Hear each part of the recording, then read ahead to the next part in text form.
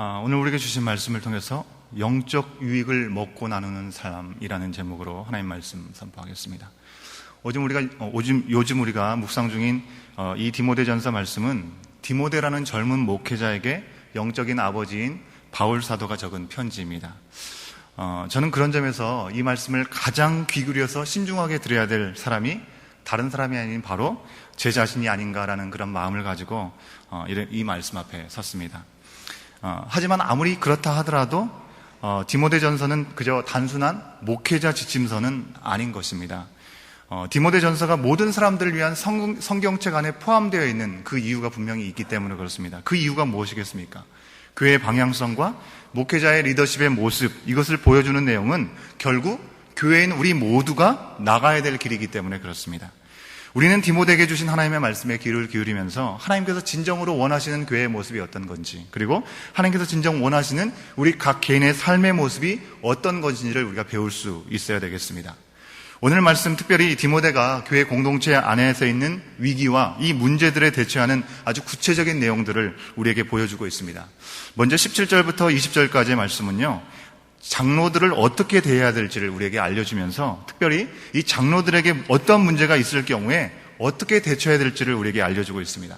다음으로 21절에서 25절까지의 말씀은 이 앞부분에 대한 부연 설명으로 다른 사람들의 죄의 문제를 다룰 수밖에 없는 목회자가 자신을 어떻게 관리해야 되는지를 또 소개해주고 있습니다. 마지막으로 6장 1절과 2절 말씀은 종의 주인들, 특별히 믿음을 가지고 있는 주인들에 대한 자세를 알려주고 있는데요, 사회적으로 약자편에 있었던 이 종들이 그들의 위치에서 어떻게 그리스도인다운 모습으로 살아갈 수 있느냐를 우리에게 보여주는 부분입니다. 먼저 우리가 차근차근 보겠는데요, 17절부터 20절까지의 말씀 부분을 우리가 보겠습니다. 17절 말씀 우리가 다시 한번 함께 읽으면서 확인해 보겠습니다. 함께 읽습니다. 시작. 잘 다스리는 장로들은 배나 존경할 자로 알되 말씀과 가르침에 수고하는 이들에게는 더욱 그리할 것이니라. 17절 말씀이었습니다. 여기서 장로란 오늘과 같은 교회 리더십을 얘기하는 것이죠. 그런데 오늘날은 교회가 규모가 커지면서 장로님들의 역할이 교회 행정적인 부분들을 주로 맡아서 이렇게 행하십니다. 하지만 바울과 이 디모데가 있던 그 시대만 해도 장로와 감독의 직분은 거의 똑같은 역할들을 했었습니다. 같은 직분으로 하나님의 말씀으로 성도를 돌보는 역할을 했다는 것입니다. 사실 엄밀하게 얘기하면 오늘날도 이 목사나 장로 모두 하나님의 말씀을 맡은 직분자임에는 변한 게 없습니다. 단지 목사가 교회 공동체 전체 앞에서 하나님의 말씀을 대언하면서 하나님께서 주시고자 하는 말씀을 선포한다면, 장로는 이 공동체 속의 각 지체들이 말씀 가운데 서로 잘 서갈 수 있도록 돌아보고 또 섬기고 끌어줄 수 있는 역할을 하는 것이 장로의 역할인 것이죠. 그런 영적 지도자인 것입니다. 이렇듯 말씀과 가르침에 수고하는 이 영적 지도자들은 존경하고 존중하라고 오늘 말씀에서는 분명히 얘기하고 있습니다. 18절 말씀 우리가 함께 읽겠습니다. 18절입니다. 시작. 성경에 일렀을 곡식을 밟았더는 소의 입에 망을 씌우지 말라 하였고 또 일꾼이 그 삭스를 받는 것은 마땅하다 하였느니라. 곡식을 밟았더는 소의 입에 망을 씌우지 말라는 표현은요, 수고하는 자에게 수고의 몫을 잊지 말라라고 하는 이야기인 것입니다. 즉 무슨 얘기겠습니까? 영적 지도자들의 영적인 수고를 결코 모른 척해서는 안 된다라고 얘기를 하고 있는 것입니다. 물론 영적 지도자들이 아무런 문제가 없을 수 없습니다. 오늘 말씀은 이 영적 지도자들을 존경하라는 그 말씀과 동시에 그들이 범죄했을 경우 어떻게 대처해야 될지를 우리에게 알려주는 것이죠. 19절 말씀 함께 읽습니다. 19절입니다. 시작. 장로에 대한 고발은 두세 증인이 없으면 받지 말 것이요. 먼저 그 범죄의 진위 여부를 밝히는 과정에 아주 신중해야 된다는 것을 우리에게 얘기해주고 있죠. 절대 하나님의 말씀으로 섬기는 이들이 그저 한 사람의 감정적인 고소에 희생양이 되지 않도록 반드시 장로에 대한 고발이 있을 경우에는 두세 증인이 있어야 된다고 얘기합니다. 기본적으로 하나님의 말씀을 맡은 영적 지도자는 존경받아야 마땅하지만 그들도 사람이기 때문에 실수할 수 있고 범죄할 수 있다고 하는 것입니다. 그렇다 할지라도 신중하게 확인해야 하는 것을 우리에게 말씀하고 있습니다. 왜 영적 지도자들이 더 쉽게 넘어지고 어려움에 처하는 경우들이 있는 것입니까? 사탄의 영향력이 있는 것입니다. 교회를 무너뜨리기 위해서는 영적 지도자들을 넘어뜨리면 교회 전체가 무너질 수 있는 그런 가능성이 더 쉽기 때문에 그렇습니다. 한 사람의 감정적인 죄태로 교회를 어지럽히고 어지럽게 되는 경우들이 참 많이 있는 것을 또한 보게 되는 것입니다. 하지만 분명하게 이 말은 영적 지도자는 늘 무죄하다는 것을 얘기하는 것은 아닙니다. 또한 범죄가 있어도 그냥 교회니까 슬쩍 덮고 넘어가도 된다라는 말을 하는 것도 아닌 것입니다. 영적 지도자라도 범죄한 사실이 있으면 반드시 그 죄를 묻고 다스려야 하는 것입니다. 20절 말씀 우리가 함께 읽겠습니다. 20절 말씀입니다. 시작. 범죄한 자들을 모든 사람 앞에서 꾸짖어 나머지 사람들로 두려워하게 하라. 이 20절 말씀에서 범죄한 자들을 모든 사람 앞에서 꾸짖으라고 분명하게 얘기하고 있습니다. 영적 지도자들의 영향력이 있기 때문에 그들은 범죄 시에 공개적으로 그 죄에 대해서 묻고 꾸짖어서 다른 사람들이 같은 길을 가지 않도록 두려워할 수 있게 하라고 얘기하고 있는 것입니다. 오늘날에도 우리가 쉽게 접할 수 있는 대로 사회에서 공인들을 한번 보십시오. 공인들은 자신의 개인적인 문제라 할지라도 개인적인 잘못도 공개적으로 드러나고 사과해야 되는 일들이 있지 않습니까? 왜 그런 것입니까? 그들이 공적으로 영향력이 그만큼 크기 때문에 그런 것입니다. 영향력이 큰 만큼 책임도 큰 것입니다. 하지만 하나님께서 우리에게 분명하게 말씀하신 것이 있다고 하는 것입니다. 세상에서도 그런데 더군다나 교회 공동체 안에서 하나님의 말씀을 가르치는 영적 지도자들은 더더욱 잘못한 경우에 공개적으로 그 범죄가 다뤄지고 교회 공동체 전체가 이 죄의 희생양이 되지 않도록 잘 보호하면서 그 말씀 가운데 세워나갈 수 있어야 된다는 것입니다. 하나님께로부터 주어진 권위, 능력이 있기 때문에 그만큼 더 책임 있게 나갈 수 있어야 된다는 것을 우리에게 얘기하고 있는 것입니다. 그런데 중요한 것이 있습니다. 중요한 건 뭐냐면 이 모든 것이 17절 말씀이 전제되는 상황에서 이루어진다고 하는 것입니다. 교회 공동체가 잘 다스리는 영적 지도자의 수고, 그들의 섬김을 귀히 보고 존중해야 하고 그들의 수고를 인정하면서 정당한 대가를 지불해야 하는 것입니다. 이런 전제는요, 한 영적 지도자의 정신과 육체적인 생활을 어떻게 풍요롭게 해주느냐 그렇지 못하느냐 이것을 얘기하는 것이 아니라 교회 공동체가 진정 말씀의 권위, 영적인 성장의 가치를 두고 있느냐 그렇지 않느냐를 보여주는 것이기 때문에 그렇다는 것입니다. 영적인 권위, 성장을 소중하게 여기는 그 교회에서는 이 영적 지도자의 범죄를 엄히 다스릴 때 진정 그 공동체가 죄로부터 오염되지 않도록 온전한 예방을 가질 수 있기 때문에 그렇습니다. 절대로 영적 지도자에 대한 편견이나 신중하지 못한 판단으로 불공평한 처사를 하지 말라고 이어지는 말씀에서 우리에게 경고해주고 있습니다. 21절 말씀 우리가 함께 읽겠습니다. 21절입니다. 시작. 하나님과 그리스도 예수와 택하심을 받은 천사들 앞에서 내가 엄히 명하노니 너는 편견이 없이 이것들을 지켜 아무 일도 불공평하게 하지 말며. 이 부분 말씀에서요, 교회 공동체에는 우리가 꼭 마음에 새겨야 될 부분이 있습니다. 그것은 말씀과 영적인 가르침의 소중함을 아는 공동체가 분명히 되어야 된다는 것이고요. 하나님의 뜻을 떠나는 범죄에 대해서 아주 신중하고 단호하게 대처하는 공동체가 되어야 되는 것을 우리에게 얘기해주고 있는 것입니다. 교회는요, 문제가 어떤 순간에 갑자기 올 수도 있고요.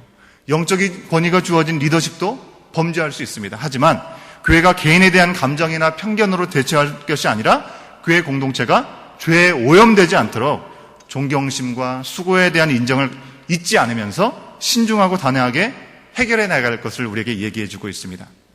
이어지는 말씀에서 바울은 이 디모데 또한 이런 영적 지도자가 되지 않도록 자기를 잘 관리하라고 얘기해주고 있습니다. 22절 말씀 우리 함께 읽습니다. 22절입니다. 시작. 아무에게나 경솔히 안수하지 말고 다른 사람의 죄에 간섭하지 말며 내 자신을 지켜 정결하게 하라. 먼저 아무에게나 경솔하게 안수하지 말고 다른 사람의 죄에 간섭하지 말라고 얘기하고 있습니다. 우리가 알고 있는 안수는요, 보통 수여자가 피수여자에게 무엇인가를 전해주는 것, 전가하는 것을 의미하는 것이 안수입니다. 그래서 구약 성경에서 우리 족장들이 자기의 자녀손에게 축복할 때 안수해서 축복을 했습니다. 그죠? 하나님께서 주신 그 축복이 자녀손에게 이어질 수 있도록 안수를 한 것입니다. 또 구약 성경에서 제사를 드릴 때 자신의 모든 죄를 양이나 소나 그들에게 전가하는 의미에서 그 동물에게 손을 얹고 자신의 죄를 고백함으로 내 모든 죄가 그 동물에게 전해질 수 있도록 그렇게 했다고 하는 것입니다. 안수 기도는요, 영과 영이 소통하는 기도인데 영적인 지도자라 할지라도 경솔하게 안수기도를 남발해서는 안 된다라는 것을 얘기해 주는 것이고요. 목회자인 자신도 사람일 뿐이라는 것을 분명히 기억하라고 하는 것이죠. 그래서 죄의 문제를 다룰 때 자신이 기도와 말씀 가운데 정말 영적인 전신갑주로 무장하고 나가야지 그저 사람의 생각, 사람의 감정대로 그저 훈수를 놓아주는 정도의 생각으로 안수를 해서는 안 된다는 것을 분명히 사도 바울이 얘기하고 있는 것입니다. 영적 권위를 주신 지도자일수록 더욱 성령의 충만함을 우리가 구할 수 있어야 되고 그리고 성령의 권능 안에서 일하지 않으면 안 된다는 것을 얘기하고 있는 것이죠. 또한 더불어서 무엇을 얘기합니까? 죄로부터 자신을 지켜 정결케 하라고 얘기하고 있습니다. 죄의 문제를 다루고 다스릴 능력이 스스로에게 없음을 인정하라는 것을 얘기하는 것이죠. 오직 예수 그리스도의 보혈의 능력, 성령의 강권하시는 인도하심이 없으면 아무리 리더십이라 할지라도 스스로 죄를 다스리고 죄로부터 자신을 지킬 수 없기 때문에 죄의 문제에 관한 한 더욱 신중하게 영적인 충만, 영적인 준비가 필요하다는 것을 얘기해주고 있는 것입니다. 더불어서 23절 말씀에서 얘기하는 것처럼 바울은 디모데에게 육신의 건강을 위한 자기관리도 부탁하고 있습니다. 많은 한국의 목회자들이 정말 열정적으로 헌신한 마음으로 자신의 몸을 다 바쳐서 일을 하다가 쉽게 몸을 망치는 경우들 참 많이 있죠. 하지만 분명한 것은 하나님께서 우리에게 맡겨주신 육신을 관리하는 것, 그것도 하나님께서 우리에게 맡겨주신 하나님으로부터 부여받은 중요한 임무라고 하는 것입니다. 왜요? 우리 자신의 육신의 건강함을 가지고 만족을 누리는 것에 그치는 것이 아니라 영과 육신이 주님께 맡겨주신 사역을 온전히 잘 세워나가기 위한 필요한 부분이라는 것을 우리에게 말씀하여 주고 있는 것입니다. 이렇게 영적인 리더십이 주님께 자신을 맡기고 갈 때 모든 심판은 주 안에서 성취될 것이라고 우리에게 분명히 말씀해 주고 있습니다. 여러 가지 문제들을 우리 스스로 해결하려고 하지 말라는 것입니다. 우리에게 맡겨주는 자리에서 하나님 앞에 온전히 서가려고 할 때 그 모든 문제는 하나님께서 다 심판하신다고 말씀하십니다. 주 안에서 다 성취된다고 말씀하고 있습니다. 24절과 25절 말씀 우리가 함께 읽겠습니다. 24절과 25절입니다. 시작. 어떤 사람들의 죄는 밝히 드러나 먼저 심판에 나아가고 어떤 사람들의 죄는 그 뒤를 따르나니 이와 같이 선행도 밝히 드러나고 그렇지 아니한 것도 숨길 수 없느니라. 무엇을 얘기하는 것입니까? 영적인 지도자는 스스로 심판자가 되려고 하지 말고 자기 자신의 연약함을 인정하면서도 동시에 말씀으로 그들을 가르치는 인도자의 삶을 감당하기 위해서 자신을 잘 다스릴 줄 알아야 된다는 것이죠. 그럴 때 하나님께서 친히 심판자가 되어서 그 죄가 드러나야 할 때 드러나게 하실 거라는 것입니다. 물론 선행도 마찬가지로 숨김없이 다 드러날 것이라고 말씀하고 있습니다. 교회에서 영적 지도자들을 존중하는 이런 모습은요, 우리의 삶에도 직접적으로 적용될 수 있다는 것을 6장 1절과 2절 말씀이 우리에게 얘기해주고 있는 것이죠.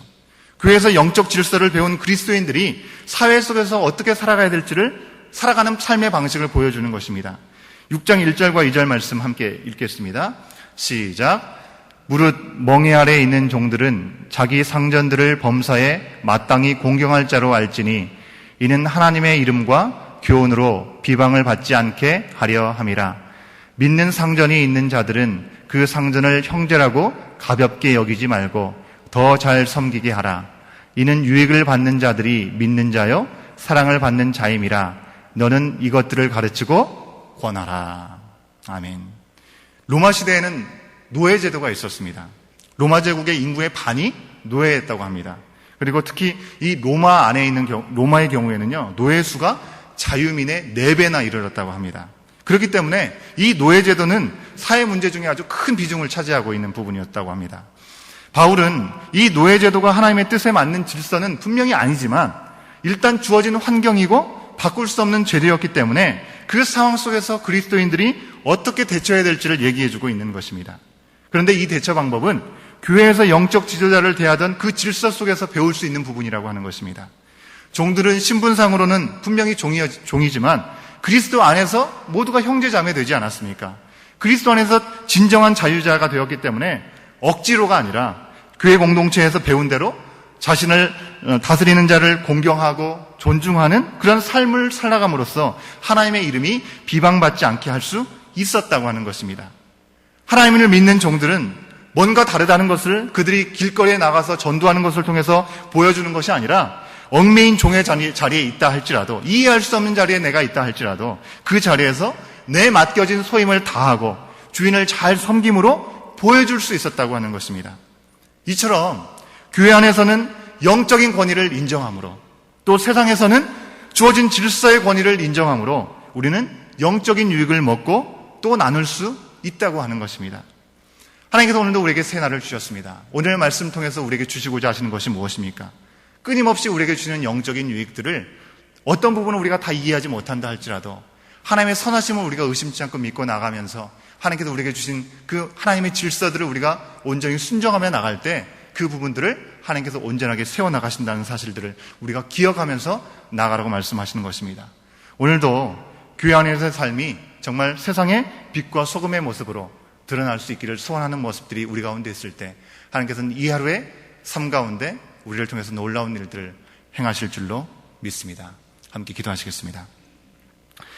살아계셔서 오늘도 우리에게 말씀하여 주시는 아버지 하나님, 하나님께서 오늘 말씀을 통해서 교회 안에서 있을 여러 가지 일들을 바로 바울 사도를 통해서 우리에게 말씀하여 주고 있습니다.